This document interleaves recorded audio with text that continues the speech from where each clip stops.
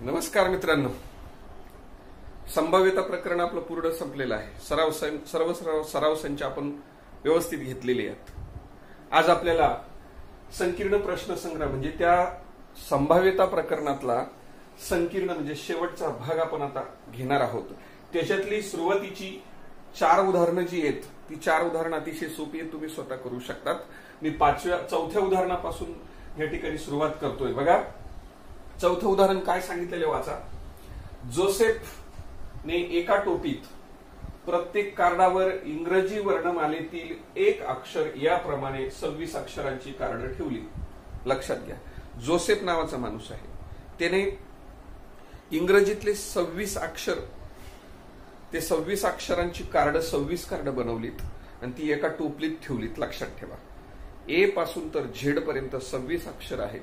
26 अक्षरांची 26 कार्ड बनवून एका टोपलीमध्ये ठेवलीत. नंतर काय केलं त्याच्या पुढे बघा, ठेवले आहेत. त्यातून अक्षराचे एक कार्ड यादृच्छिक पद्धतीने काढायचे आहे. तर काढलेली अक्षरे स्वर असण्याची संभाव्यता काढा. त्या कार्डामधून एकच कार्ड आपल्याला काढायचं, पण ते काय असावं माहिती का, इंग्रजीतले स्वर असावेत. आता बघा, 26 अक्षरांपैकी किती अक्षरे स्वर असतात?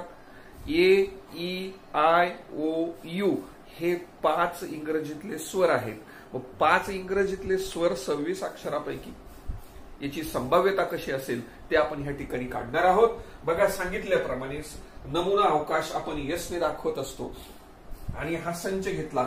ए पासून ए बी सी डी पासून तर एक्स वाय झेड पर्यंत 26 अक्षर मी या संचामध्ये लिहिली. म्हणून यस मध्ये असलेल्या घटकांची संख्या जर विचारली तुम्हाला तर तुम्ही किती सांगू शकता? मग एन ऑफ यस बरोबर काय लिहिणार या ठिकाणी? 36. लक्षात घ्या, हे खूप महत्वाचं आहे. 26 वारी किती? 26. यस मध्ये असलेले घटक म्हणजे 26 घटक आहेत तुमचे. आणि म्हणून आता पुढे घटना ए काय सांगितले? इंग्रजीतील स्वर किती आहेत? मग तुमचे 5 स्वर आहेत. मग त्या घटनेला नाव दिलं ए. बघा, ए सर्व अक्षरांच्या कार्डातून स्वर मिळणे. मग ए याच्यामध्ये स्वर कोणते असतील? ए, ई, आय, ओ, यू हे स्वर आहेत. मग ए मध्ये असलेल्या घटकांची संख्या एन ऑफ ए बरोबर किती झाली तुमची? 5.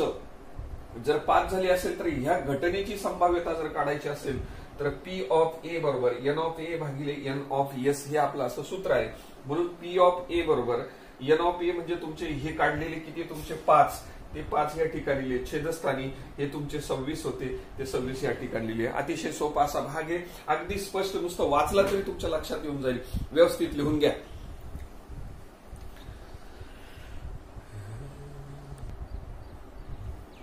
ओके मित्रांनो, त्याच्यातला 5वा प्रश्न बघा या ठिकाणी.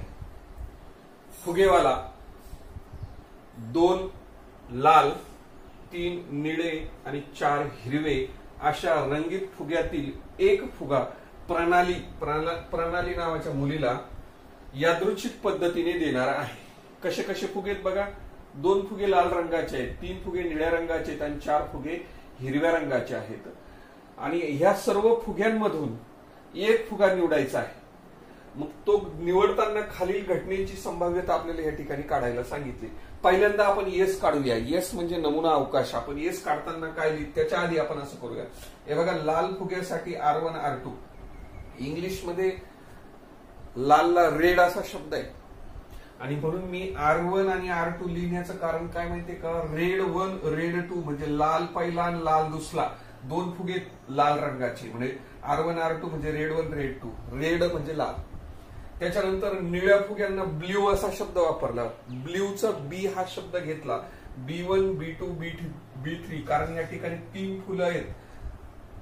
कोणत्या रंगाचे? निळ्या रंगाचे. लक्षात ठेवा, निळ्या रंगाचे 3 फुलं म्हणून B1 B2 B3.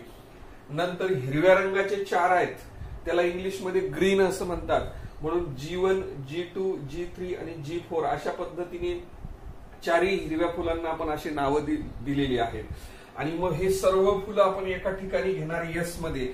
यस मध्ये लिहिताना हे रेड बघा, दोन्ही लाल घेतले, दोन्ही निळे घेतले आणि हे सॉरी तिन्ही निळे घेतले आणि हे 4 फुगे तुमचे कोणते हिरवे, असे सर्वच्या सर्व फुगे मी या ठिकाणी लिहिलेत. अतिशय सोपा असा भाग आहे. मग मोजा आता हे किती झाले, 1 2 3 4 5 6 7 8 आणि 9. हे 9 फुगे झालेत बाळांनो. कुठं, यस मध्ये. म्हणून एन ऑफ एस बरोबर किती झाले तुमचे, 9. हे तुमच्या लक्षात आलं असेल. चला आता त्याच्यामध्ये काय झालं, ह्या प्रयोगामध्ये 3 घटना दिलेल्या आहेत. त्या तिन्ही घटना वेगवेगळ्या मी ह्या ठिकाणी लिहिल्यात. पहिली घटना बघा, मिळालेला फुगा लाल असणे. दुसरी घटना, मिळालेला फुगा निळा असणे. तिसरी घटना, मिळालेला फुगा हिरवा असणे. पुस्तक समोर ठेवा. पुस्तकामध्ये ह्या सर्व घटना लिहिलेल्या आहेत उदाहरणाच्या खाली. त्याच्यातली पहिली घटना लिहिली, मिळालेला फुगा लाल असणे. मग आता मला सांगा, त्या घटनेला नाव दिलं मी ए. आता लाल फुगे, याच्यामध्ये लाल फुगे जर बघितले तर 2च फुगे आहेत ते लाल तुमचे. आणि म्हणून ह्या ए मध्ये कोणते कोणते ते R1 आणि R2, म्हणजे लाल फुग्यांमध्ये फक्त 2च फुगे तुम्हाला मिळू शकतात. म्हणून R1 R2 लिहिल्या. म्हणजे एन ऑफ ए बरोबर किती झाले तुमचे, 2. आणि त्या घटनेची म्हणजे ह्या घटनेची संभाव्यता काढताना आपण पी ऑफ ए असं लिहितो. बरोबर, एन ऑफ ए भागिले एन ऑफ एस असा आहे. मग हा काढलेला 2 इथे टाकला आणि हे 9 म्हणजे काय, एन ऑफ एस ची किंमत ती कुठे आहे तुमची, या ठिकाणी 9 दिसते तुम्हाला, ती लिहिली. लक्षात आलं असेलच तुमच्या. चला, मिळालेला फुगा निळा असणे. निळे फुगे फक्त एवढे 3च आहेत. म्हणून B1 B2 B3 लिहिले. बघा, ब्ल्यू निळे ह्या ठिकाणी पाहू शकता तुम्ही. निळे शब्दासाठी 3 फुगे दाखवलेले आहेत. हे तिन्ही फुगे कोणत्यामध्ये येणार आहेत, बी ह्या घटनेत येणार. आणि म्हणून त्याची n of B, n of B म्हणजे याच्यामध्ये असलेल्या घटकांची संख्या ती आहे 3. ती या ठिकाणी आपण घेतली. म्हणून बी घटनेची संभाव्यता काढतोय आपण. पी ऑफ बी म्हणजे काय, ह्या बी ह्या घटनेची संभाव्यता किती असेल, शक्यता किती असेल ती काढतो आपण. ती एन ऑफ बी भागिले एन ऑफ एस बरोबर. हे 3 एन ऑफ बी चे इथे लिहिले. एन ऑफ एस ते किती, 9. ह्या तिकडे आहेत ते ह्या ठिकाणी टाकले. 3 भाग दिला. 3 1 3 3 3 9 म्हणून 1 छेदस्थानी 3 आला. लक्षात घ्या, भाग देऊन आपण संक्षिप्त रूपात लिहिलेलं आहे ते गुणोत्तर. चला पुढे सरकूया. मिळालेला फुगा हिरवा असणे. मिळालेला फुगा हिरवा असणे. आता हिरवे फुलं बघा किती आहेत तुमचे, फुगा किती आहेत तुमचे, या ठिकाणी 4 आहेत. आणि म्हणून जर हे 4 फुगे असतील तर आपण सी घटनेमध्ये 4चे 4 नावं घेतली आपण, G1 G2 G3 आणि G4 पर्यंत. मग एन ऑफ सी बरोबर म्हणजे सी घटनेत असलेले सगळे ते किती आले तुमचे, 4. म्हणून पी ऑफ सी ह्या घटनेची संभाव्यता बरोबर एन ऑफ सी भागिले एन ऑफ एस. हे सूत्र आहे तुमचं. हे काढलेलं तुम्ही 4 इथे लिहिलं. एन ऑफ एस इकडचे तुमचे 9 आहेतच ते ऑलरेडी, ते या ठिकाणी घेतले. याला काही भाग जात नाही म्हणून त्याचं उत्तर आलं 4 छेदस्थानी 9. अशा पद्धतीने अतिशय सोपा असा भाग आहे. व्हिडिओला पॉज करा, स्क्रीनशॉट घ्या किंवा पॉज करून तो उदाहरण लिहून घ्या. ओके मित्रांनो, 6वा प्रश्न अतिशय सोपा आहे. चला वाचूया 6वा प्रश्न. एका खोक्यात 5 लाल पेन आहेत, 8 निळे पेन आणि 3 हिरवे पेन आहेत. यादृच्छिक पद्धतीने ऋतुजाला 1 पेन काढायचा, त्याच्यातनं 1 पेन आपल्याला ह्या ठिकाणी काढायचा आहे. तर काढलेलं पेन निळं असण्याची संभाव्यता आपल्याला ह्या ठिकाणी काढायला सांगितली. अतिशय सोपा भाग आहे बघा. आता मी लाल पेन किती आहेत तुमचे, 5. म्हणून 5 लाल पेन, त्यांना नाव दिले R1 R2 R3 R4 R5. R म्हणण्याचं कारण ते लाल आहे. लालला इंग्रजीत रेड म्हणतात. त्याच्यात ते 5 पेन आहेत म्हणून त्यांना नाव दिले R1 पासून तर R5 पर्यंतचे हे तुमचे 5 रेड पेन किंवा लाल पेन आहेत. 8 तुमचे निळे पेन आहेत. निळ्या पेनाला आपण ब्ल्यू म्हणतो. आणि म्हणून ते बघा 8 असल्यामुळे B1 B2 असं करत करत करत कुठपर्यंत गेलो, 8 पर्यंत. B8 पर्यंतची सारी पेन आहेत, त्याला ब्ल्यू पेन असं म्हणतात. ओके, म्हणून बी हा शब्द ह्या ठिकाणी घेतला. नंतर 3 हिरवे पेन आहेत. या ठिकाणी बघा दिलेलं आहे, हे शब्दाला मी अंडरलाईन करतो इथे आणि या ठिकाणी बघा हिरवे पेन. हिरव्यासाठी शब्द आपण ग्रीन म्हणतो. ग्रीनला G1 G2 G3 म्हणण्याचं कारण त्याच्यात 3च पेन आहेत, हे लक्षात घ्या. मग हे सर्व पेन एकत्र केल्यानंतर हे एस मध्ये असतात.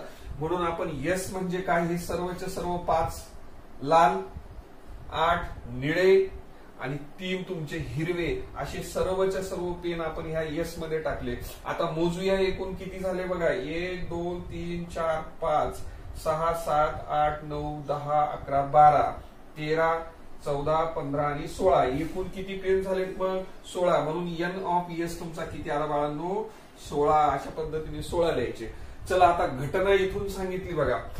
काढलेलं पेन काय असायला पाहिजे, निळे असण्याची संभाव्यता काढा. म्हणजे आपण जे पेन काढणार आहोत एवढ्याच सगळ्या 3 प्रकारच्या पेनातनं एकच पेन तुमचं निळं असायला पाहिजे. पण मग निळं असण्यासाठी किती पेन असतील निळे? चला ए मध्ये जा. घटना ए नाव दिलं बघा. काढलेलं पेन निळं असणे, तेच वाक्य मी या ठिकाणी लिहिलं. मग ए घटना घेतली, मग त्याच्यात निळे असलेले जेवढे पेन होते तेवढेचे तेवढे या ठिकाणी येतील ए ह्या घटनेत. म्हणून पी ऑफ ए बरोबर, आता हे झालं, सॉरी त्याच्या आधी मग हे जर तुमचे 8 पेन असतील तर एन ऑफ ए म्हणजे ए ह्या संचामध्ये असलेल्या घटकांची संख्या तुमची किती झाली या ठिकाणी 8. आणि आता संभाव्यतेचं सूत्र लिहिलं मी. पी ऑफ ए बरोबर एन ऑफ ए छेदस्थानी n of S. N of A म्हणजे आताच काढला बाळांनो तो 8 आहे. 8 म्हणजे हे सर्वचे सर्व 8 आहेत म्हणून इथे 8 लिहिलं. मग ते एन ऑफ ए ची किंमत 8 छेदस्थानी एन ऑफ एस. एस तुमचा 16 आहे. तुम्ही भाग देऊ शकतात. 8 1 8 8 2 16 म्हणजे त्याचं उत्तर किती येईल तुमचं 1 छेदस्थानी 2. 8 1 8 8 2 16 संक्षिप्त रूपात दिलं 1 छेदस्थानी 2 ही त्याची संभाव्यता आली. अतिशय सोपा भाग आहे, व्यवस्थित लिहून घ्या. ओके मित्रांनो, प्रश्न 7वा आहे बघा. प्रश्न 7व्यामध्ये काय सांगितलेलं बघा. एका फाशाची 6 पृष्ठे पुढील प्रमाणे आहेत. मी तुम्हाला सांगितलं हा फासा असतो आहे की नाही. फाशाचा 6 पृष्ठ असतात. आता या ठिकाणी मी पृष्ठांना नंबर दिले. 1 बघा इथे 1 नंबर दिला, 2 3 4 इकडं 5 आणि 6. या पृष्ठांना 6 नंबर द्यायच्या ऐवजी काय करायचं, एकाला ए म्हणायचं, दुसऱ्याला बी, तिसऱ्याला सी डी ई ए अशा पद्धतीने 6 पृष्ठ. इथे 6 पृष्ठ दाखवलेली आहेत बघा आहे की नाही. मोजू शकता तुम्ही 1 2 3 4 5 6. याच्यावर नंबर लिहिलेले होती माझ्या याच्या. आता याच्यावर नंबर त्यांना पृष्ठांना नावं दिली. A B C D E आणि पुन्हा 6व्याला पुन्हा ए नाव दिलं. पहिल्याला जसं ए नाव आहे तसं 6व्याला सुद्धा ए नाव आहे. बाकीची मधल्या पृष्ठांची नावच वेगवेगळे, हे लक्षात ठेवा. मग हा फासा फेकला टाकला असता तर पुढील घटनांची संभाव्यता काढायला सांगितलेली आहे. घटनांची संभाव्यता काढणे मी घटना खाली लिहिल्यात. मग त्याच्या आधी आपण असं करूया, यस काढूया. नमुना अवकाश. नमुना अवकाशामध्ये 6 पृष्ठ आहेत. आपण 1 ते 6 पर्यंतचे अंक लिहित होतो. या ठिकाणी आपल्याला 1 ते 6 ची अंक लिहायची नाही. तर सर्व पृष्ठांना दिलेली जेवढी नावं आहेत तेवढी नावं मी या ठिकाणी लिहिलीत यस मध्ये. यस ह्या संचात लिहिलेली नावं आहेत पृष्ठांची. मग आता ती किती नाव आहेत हे मोजले तर 6 आहेत. एन ऑफ एस बरोबर 6 आहेत आहे की नाही. आता प्रश्नाच्या खाली बघा. ह्या प्रश्नाच्या खाली काय सांगितलेलं होतं, वरच्या पृष्ठभागावर ए असणे ही घटना आपल्याला दिलेली पुस्तकात बघा तुम्ही. नंबर 1 ची घटना. मग वरच्या पृष्ठभागावर ए असणे, ए कुठं कुठे बाळांनो, ह्या ठिकाणी एक ए आणि लास्ट मध्ये सुद्धा एक ए आहे. फेकल्यानंतर वरती ए येतील, 2दा ए येऊ शकतात कारण इथे एक ए आहे, इथे एक ए आहे. आणि म्हणून ए मध्ये त्या घटनेला नाव सुद्धा मी एस दिलं. ए ह्या घटनेमध्ये ए 2 मिळू शकतात, 1 आणि 2. म्हणून हे दोन्ही ए ह्या ठिकाणी लिहिले. आणि म्हणून एन ऑफ ए म्हणजे 2 घटक असल्यामुळे या ठिकाणी आपण 2 लिहिले. मग या घटनेची संभाव्यता लिहायची असेल पी ऑफ ए बरोबर एन ऑफ ए भागिले एन ऑफ एस. हे आपलं सूत्र आहे. या ठिकाणी एन ऑफ ए ची किंमत ही 2 आहे, ती इथं ठेवली. एन ऑफ एस तुमचे 6 आहेत. कुठे आहेत ते बघा. एन ऑफ एस बरोबर 6. ते 6 मी या ठिकाणी लिहिले. भाग दिला. बेक बे बेत्रिक 6. बेक बे बेत्रिक 6 म्हणजेच एक आला, या ठिकाणी 3 आले. हे लक्षात ठेवा. संक्षिप्त रूपात मांडलं. दुसरी घटना आहे, वरच्या पृष्ठभागावर डी मिळणे आहे की नाही. आता डी बघा कुठे आहे, फक्त या ठिकाणी फक्त एकाच ठिकाणी डी दिसतो. म्हणून त्या घटनेला बी नाव दिलं. तिथं डी मिळायला पाहिजे. हा डी म्हणजे तो एकच डी आहे म्हणून आपण त्याच्यात फक्त डी 1 लिहिला. मग एन ऑफ बी म्हणजे ह्या संचात असलेला घटक फक्त एकच आहे तो, म्हणून या ठिकाणी एकाचा अंक आपण घेतलेला आहे. आणि त्या घटनेची संभाव्यता काढायची आपल्याला. पी ऑफ बी बरोबर एन ऑफ बी भागिले एन ऑफ एस बरोबर हा 1 छेदस्थानी तुमचा हा इकडचा 6 टाकला. अशा पद्धतीने अतिशय सोपं उदाहरण आहे. समजून घ्या, व्यवस्थित पहा आणि लिहून घ्या.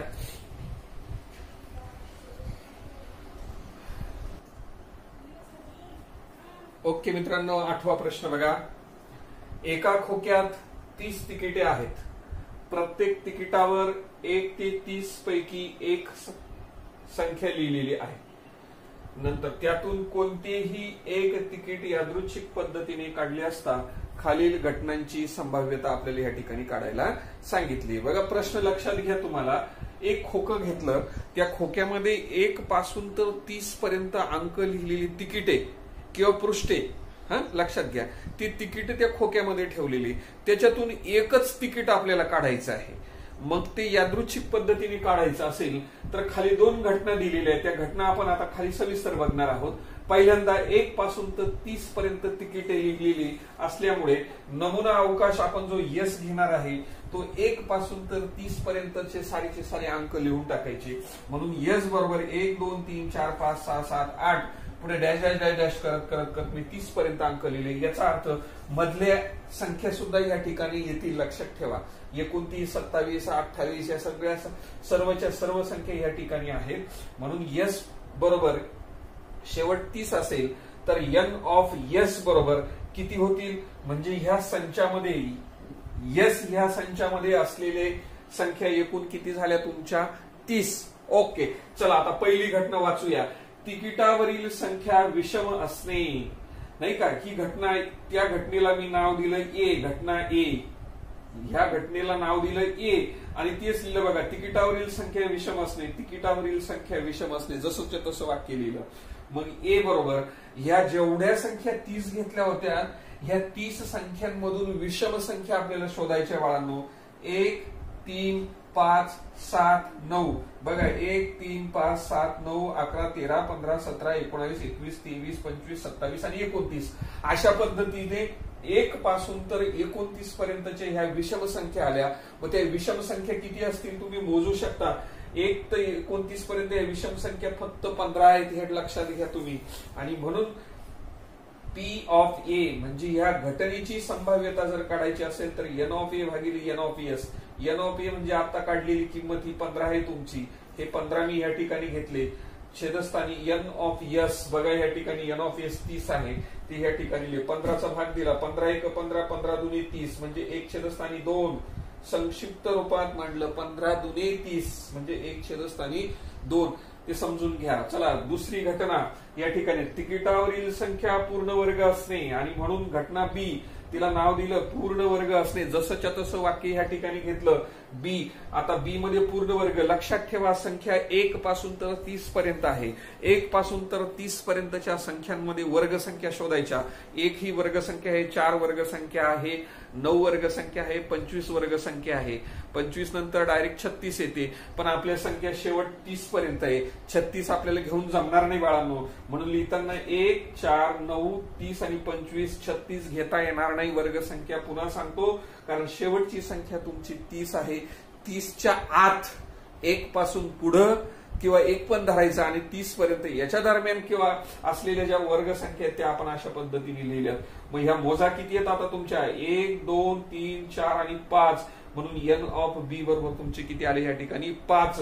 मग ह्याच घटनेची संभाव्यता म्हणून पी ऑफ बी बरोबर एन ऑफ बी भागिले एन ऑफ एस, हे तुमचे 5 आहे, छेदस्थानी वरती काढलेले 30 आहे, वरून भाग द्या, 5 1 5 5 सक 30 म्हणजे 1 छेदस्थानी 6, अशा पद्धतीने ते उत्तर आलेलं आहे। व्यवस्थित समजून घ्या आणि लिहून घ्या।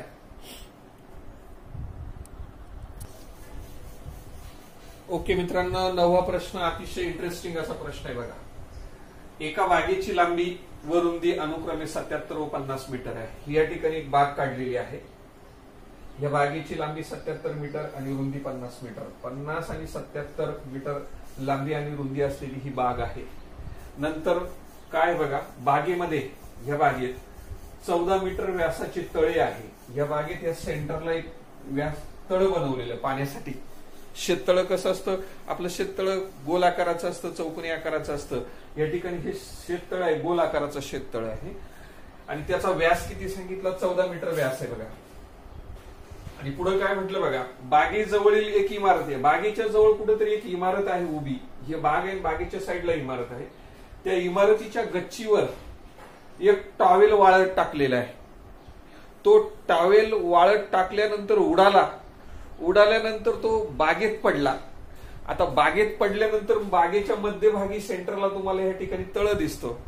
मग तो टॉवेल उडून त्या बागेत पडला असेल तर त्या टॉवेल बागेत पडण्याची संभाव्यता आपल्याला या ठिकाणी काढायला सांगितली बघा, खूप इंटरेस्टिंग आहे। आणि म्हणून आपण सुरुवातीला असं करू, आता ही जी बाग दिसते ना बाळांनो, ही बाग आयताकृती बाग आहे. जर बाग आयताकृती असेल तर तिचं क्षेत्रफळ जर काढायचं असेल तर आपल्याला आयताच्या क्षेत्रफळाचं सूत्र माहिती पाहिजे. मग आयताच्या क्षेत्रफळाचं सूत्र माहिती आहे तुम्हाला, लांबी गुणिले रुंदी. मग मला ह्या बागेचं क्षेत्रफळ जर काढायचं असेल तर मी लिहिणार आयताकृती बागेचे क्षेत्रफळ बरोबर लांबी गुणिले रुंदी. 77 सेंटीमीटर लांब आहे आणि 50 सेंटीमीटर रुंद आहे, म्हणून 77 गुणिले 50 त्याचा गुणाकार आला 3850 मीटरचा वर्ग. हे क्षेत्रफळ आलं कोणाचं, ह्या बागेचं. ज्या बागेमध्ये फुलं असतील असं लक्षात घ्या, काय असेल ते. तर एक क्षेत्रफळ त्याचं किती आलं, 3850. चला आता पुढे त्याच्यानंतर आपण या ठिकाणी एक वर्तुळाकार तुम्हाला शेततळ दिसतंय. ह्या शेततळ्याचा व्यास तुम्हाला 14 मीटर दिला. जर व्यास 14 मीटर असेल त्या शेततळ्याचा तर त्याची तुम्हाला त्रिज्या काढता आली पाहिजे. म्हणून मी या ठिकाणी वर्तुळाकार तळ्याचा व्यास बरोबर 14 मीटर असेल तर व्यासाच्या निम्मी त्रिज्या असते बाळांनो, आणि ती त्रिज्या तुमची किती आली, 7 मीटर. 14च्या निम्मी केले त्रिज्या ती 7 मीटर आली. आता त्याचं सुद्धा क्षेत्रफळ, जसं बागेचं क्षेत्रफळ काढलं तसं ह्या शेततळ्याचं क्षेत्रफळ सुद्धा काढावं लागेल. आता मला सांगा, शेततळ्याचा आकार जर वर्तुळाकार असेल तर कुठलं सूत्र वापरावं लागणार आपल्याला, या ठिकाणी 100% वर्तुळाच्या क्षेत्रफळाचं सूत्र आपण या ठिकाणी वापरणार आहोत. आणि म्हणून खाली लिहिलं मी, तळ्याचे क्षेत्रफळ, लक्षात ठेवा तळ्याचे क्षेत्रफळ, तळ तुमचं वर्तुळाकार आहे म्हणून सूत्र घेतलं पाय आर चा वर्ग. लक्षात ठेवा हे वर्तुळाच्या क्षेत्रफळाचं सूत्र आहे पाय आर चा वर्ग. पायची किंमत असते बाळांनो 22 सप्तमांश, 22 छेदस्थानी 7 किंवा 3.14. याच्यातनं 22 छेदस्थानी 7 का घेतो, कारण त्रिज्या तुमची 7 मीटर आहे, कारण तुमचा भाग सहज जाऊ शकतो. म्हणजे 22 छेदस्थानी 7 इथे लिहिले, त्रिज्या आर, आर तुमची या ठिकाणी 7 काढली, 7चा वर्ग. 22 छेदस्थानी 7, 7चा वर्ग म्हणजे 7 गुणिले 7. पाहिजे ते तुम्ही याच्यातला 1 7 आणि 1 7 कट करू शकता. उरले तुमचे किती, 22 आणि 7. 22 आणि 7चा गुणाकार 154. 22 7 54 असे 154 होतात. हे कशाचं क्षेत्रफळ आलं, तुमचं तळ्याचे क्षेत्रफळ आलं. लक्षात ठेवा. आता तुमचा टॉवेल उडून त्या तळ्यात पडला असावा तर त्याची संभाव्यता किती असेल. मग बघा, टॉवेल बागेत पडला तर नमुना अवकाश एस कसा काढाल. मग त्याचा जो नमुना अवकाश असेल तर संपूर्ण बाग घ्यावी लागेल तुम्हाला. काय करावं लागेल, संपूर्ण बाग. आणि त्याचं जे क्षेत्रफळ असेल ते क्षेत्रफळ म्हणजेच एन ऑफ एस बरोबर 3850. ते ऑलरेडी आपण या ठिकाणी काढलेलं आहे. एन ऑफ एस बरोबर 3850 का घेतलं लक्षात घ्या. नमुना अवकाश म्हणजे सर्वचे सर्व घटक आपण एकत्र पाहत असतो. मग या ठिकाणी आपण बागेचा पूर्ण विचार करणार आहोत, म्हणून एन ऑफ एस बरोबर 3850. घटना दिली, आता तुमची घटना ए. घटना ह्या ठिकाणी सांगितलेली बघ, टॉवेल उडून बागेत पडला नाही का, आणि म्हणून टॉवेल तळ्यात पडणे, बागेत पडल्यानंतर हे जे तळ आहे त्याच्यात पडणे ही त्याची घटना आहे आपली.